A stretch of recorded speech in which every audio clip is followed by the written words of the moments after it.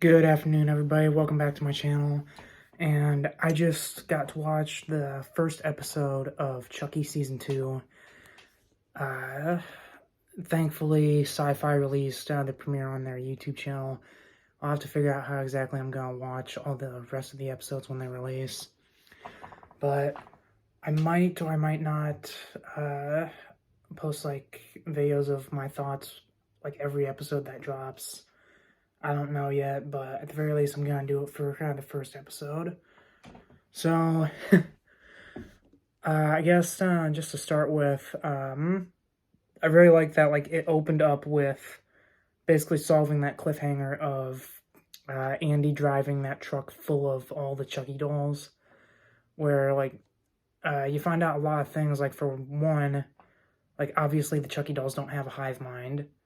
And two, they also might have different sets of memories, because at least at first they don't remember Andy, they don't remember Tiffany.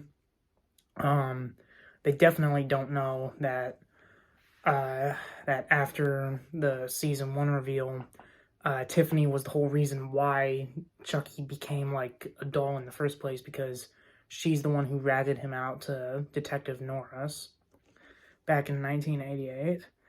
There is a little bit of a consistency error, though, where, Andy even says that, that the Chuckies don't remember him or her, and they don't remember, what she did.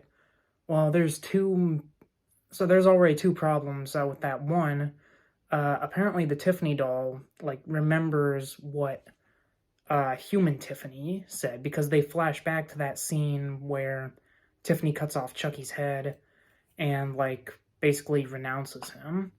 And as far as I know, the Tiffany doll was never there to begin with, so how could she know, as according to the whole rules with the dolls, unless if for some reason that only works on Chucky. Second of all, how does Andy know? Because Andy wasn't there. He showed up later to rescue Devin, so he shouldn't know that Tiffany's responsible for Charles Lee Ray putting his soul into the doll. But whatever. And I don't know. I mean, it's sort of explained a few minutes later, where so eventually Andy gets the upper hand on Tiffany, blows her head off, literally. And that's when the Chucky dolls realize oh, hey, the driver is Andy, let's go kill him. So then all the dolls just cut their way out of their boxes. Every single one of them decides you know what, screw the plan of basically invading the entire country. Let's just kill this one guy. Which that gets solved pretty quickly in about 5 minutes. Andy drives the truck over a cliff, says the whole "this is for Kyle" like in the trailers. Okay. So that's the last we see of Andy and Chucky for a long time. Then we kind of cut to about 6 months later, where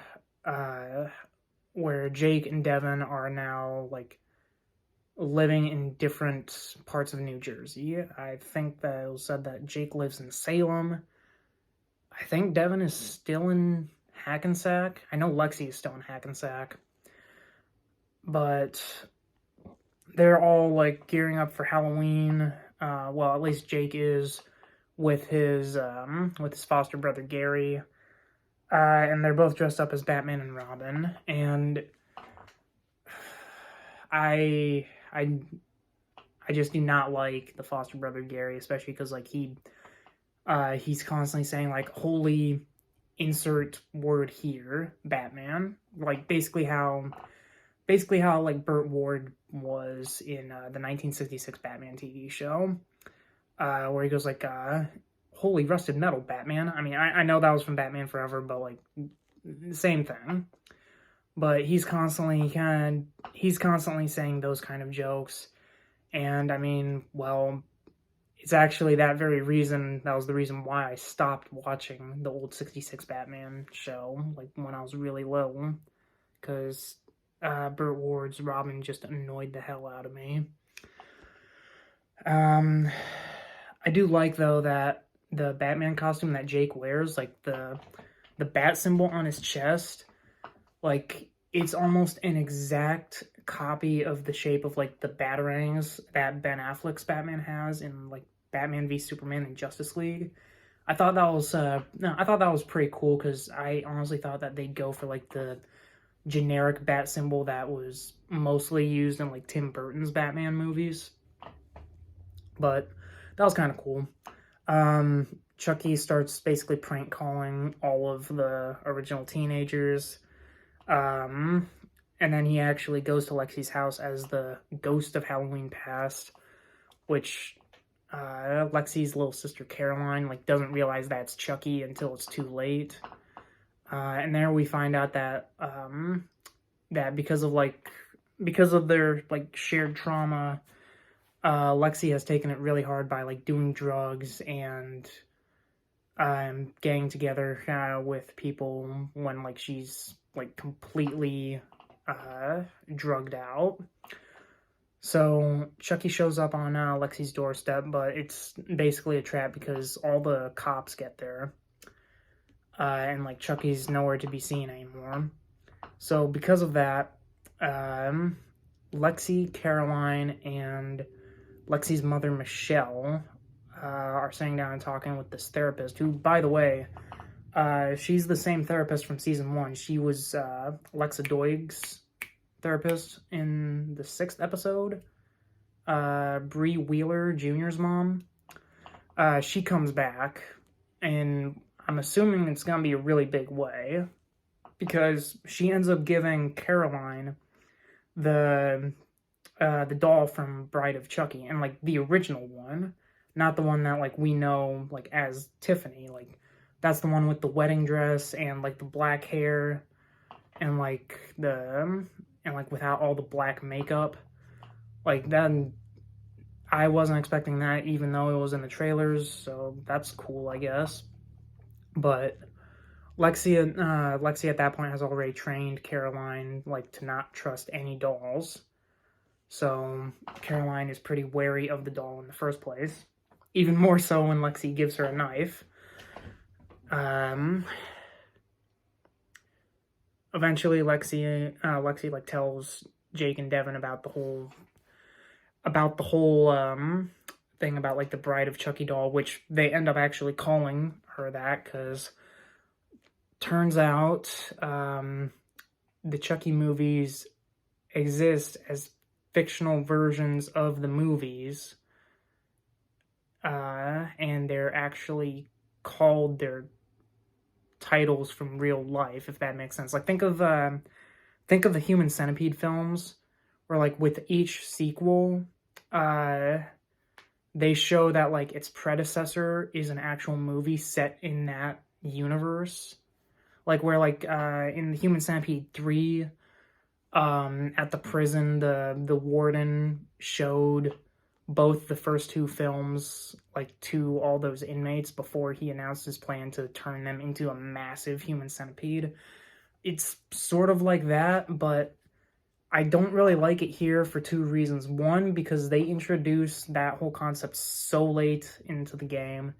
Like, up until now, like, there's really only been one Chucky movie within that universe, and that was called Chucky Goes Psycho. And as far as I know, that was the only one that existed. And also, I'm not even sure if in that universe they even finished filming that one, because, like, well, a bunch of people died on the set. Like, the fictionalized version of Tony Gardner, who in real life is not only a producer of the show and the movies, but he's also done, like, the puppet work for both Chucky and Tiffany. In Seed of Chucky, his fictionalized version of himself got decapitated. So, I mean, there were already deaths on the set of that film. And now we find out that, like, not only was that movie possibly finished, but they also made a fictionalized version of Bride of Chucky, which starred Jennifer Tilly, who was actually Tiffany. And that whole thing just becomes even more convoluted, because I've been hearing arguments that season 2 at least either takes place in 2018 or takes place in the present day, and either way, it just opens up a whole new can of worms, because then you have to get into you have to take into account the whole, I guess, modern setting of this whole thing, because think about it. So what did they do? Make a fictionalized version of all the movies between the time of Seed of Chucky and Curse, or at least Seed of Chucky and Cult or something. And how exactly would that sit well with everyone?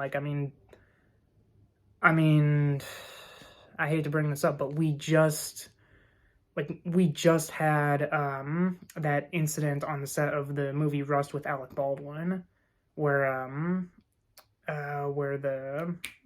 I think the director of photography got shot. I can't remember if that was her position, but the point was there was an accident on the set of Rust where someone died, and most likely that movie's never gonna get finished. Now, taking into account that happened just, I believe it was either this year or at the tail end of last year, and I just saw in the news literally today where Alec Baldwin, he just settled, reached a settlement for that whole case. But either kind of way, so taking into account that whole thing with modern politics, how well would that have gone in the fictional universe of Tiffany and everyone going forward with not only finishing Chucky Goes Psycho after one of their crew members got violently murdered, but also going forward with a bunch of sequels, because we do know that in way back during Bride of Chucky, Chucky even said if there was a movie made about him, it'll take 4 or 5 sequels just to do his story justice. So at the very least, we know that before Seed of Chucky came out, there were no fictional versions of his films. So that whole thing is creates a huge plot hole. And then the other thing is that by the time that the movies roll around, everyone should know who Chucky, Tiffany, pretty much Andy, basically all the survivors, including possibly Mika, people should know who they are. So every time that their face pops up, that should set off alarm bells in anyone's head. But no, we haven't heard about those fictional movies up until season 2. So every single time that Curse or Seed or Chucky Curse or Cult or Chucky season 1 comes out, everyone is acting just completely stupid that they have no idea who any of these people are. So there's another plot hole. And third, somehow, which this was already pretty stupid in Seed of Chucky in the first place, but somehow this just reinforces that whole stupid plot point in Seed of Chucky, where apparently Jennifer Tilly and Tiffany are basically look exactly the same and sound exactly the same. And I know there's some people who have never met, can live on different corners of the globe, who look very much alike each other, but you can still tell physical differences between them. But oh my god, I'm thinking way too hard about fictionalized versions of movies. Anyway, I'm sorry, I got sidetracked. But I don't know, that single line of dialogue just opens up a whole new can of worms. At least I think so. That and the fact that they call it Bride of Chucky in the first place. The reason why the human centipede worked is because they established within 5 minutes that it exists. But here, the fact that they not only introduced that oh, those movies exist, but they also have the same names as the actual movies, and doing it this so far late in the franchise timeline, I just feel like it's just going to confuse everybody. So, moving on from that whole little mini rant. Oh geez, where did I even?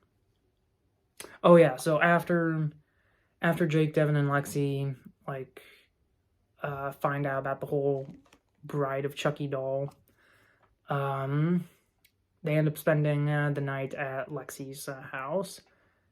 In the morning, Caroline determines that like it's just a doll. It's not like Chucky. But then she opens the door, and it turns out that Jake's foster brother Gary followed them, and Chucky's with him with a homemade bomb that's made from fertilizer and butane.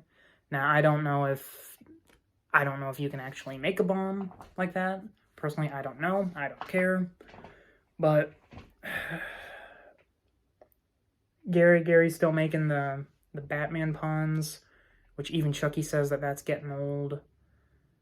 They're waiting, like, Chucky rounds up Gary, Caroline, Jake, Devin, and he's waiting on Lexi, who is revealed to be, like, crushing pills in the bathroom and, like, snorting them like they're coke. So that's gonna be her arc for this season. She's a drug addict now. Cool. Jake and Devin almost get the upper hand on Chucky, but at the last minute, like, Chucky detonates the bomb, and I will give the show points and the showrunners. I will give the showrunners some respect that they actually had the balls to kill a child. So there's that. But right before he does, Chucky does reveal that Andy is dead, Kyle is dead, which I doubt is true. They never found either of their bodies, and like based on that one glove that reached behind the tree stump at the end of season 1, like it could really be either of them, to be honest. But I think it's Kyle.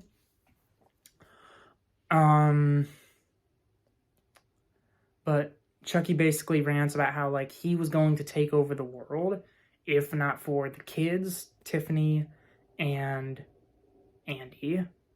Which, the way he says that, and then he immediately says that Andy's dead, like, again, I still feel like he's lying, that Andy's going to come back in some capacity.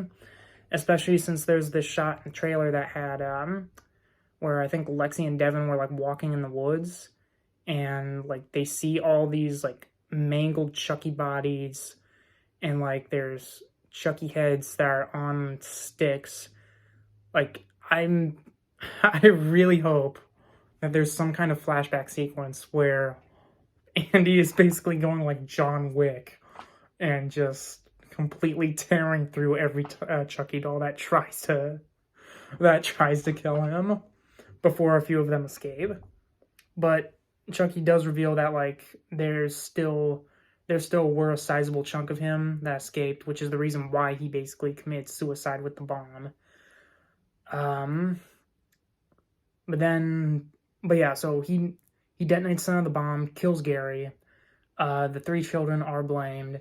And then the therapist who gave Caroline the Bride of Chucky doll, she suggests that they go to this Catholic boarding school, which turns out is the same boarding school that Charles Lee Ray went to when he was a kid. Back during that one flashback where he turned that one janitor into Captain Hook and met Eddie Caputo as a child. That one. So, all that happened. I'm really interested to see like where this whole thing goes, because it's obvious that they're taking cues from like Child's Play 3, Cult, and apparently Seed of Chucky, since Glenn and Glenda are coming back. I'll be honest, there's not a lot that I'm really interested in seeing much. I mean, I am interested in what the therapist is getting out of this. I do have one theory that it might be a little bit far-fetched, but like, what if she's Tiffany's mother, and that's the reason why she gave Caroline the Bride of Chucky doll? That or Tiffany's sister. I don't know. I just feel like she's in some way connected to Tiffany. But why she'd be helping out Chucky, I don't know. And then the only other thing that I'm interested in is like Caroline's arc in this season, because like the way they've been teeing her up, like especially in episode 1, like I honestly think like she's basically gonna become like the show's new version of like Andy Barkley, where originally when Curse of Chucky came out, I thought that she was, and I thought that that Alice was gonna be the new Andy, but apparently Don Mancini really wanted to kill off that kid. I still think she's alive in some way because we never saw a body, but if the showrunners don't want to use her, fine. I think that Caroline could be like the next like child survivor, like how Andy was in Child's Play 1 and 2. So other than that, we'll have to see how this show goes. Before I forget, speaking of earlier when I was talking about the inconsistencies of the flashbacks, where like the Tiffany doll like apparently had a memory of her human form cutting off Chucky's head and telling him that she's leaving him, where I didn't really know how that could work. Well, the same thing was for Jake and Devin, possibly Jake though, where he first gets a call from Chucky and he realizes that he sounds familiar, and then somehow he flashes back to when Chucky was in like Charles Lee Ray's basement and laughing while he was talking to like the massive army of dolls. And I don't know if that was supposed to be like Devin's memory or whatever, but Jake should not be remembering that at all, because Jake was never at Charles Lee Ray's house to begin with. But other than that, those were really all of my thoughts. This went a little bit longer than I thought. Man, I'm gonna be watching Terrifier 2 in about like 2 hours. Literally 2 hours. It starts 2 hours from now. And then I'm also wanting to watch the episode of She-Hulk that has Daredevil in it, so I guess to wrap this all up, season 2 started off with a bang, or should I say a boom, and I am really excited to see how this goes, especially because of the Catholic boarding school setting. Other than that, that's it for me for now. You guys all have a good one. Bye.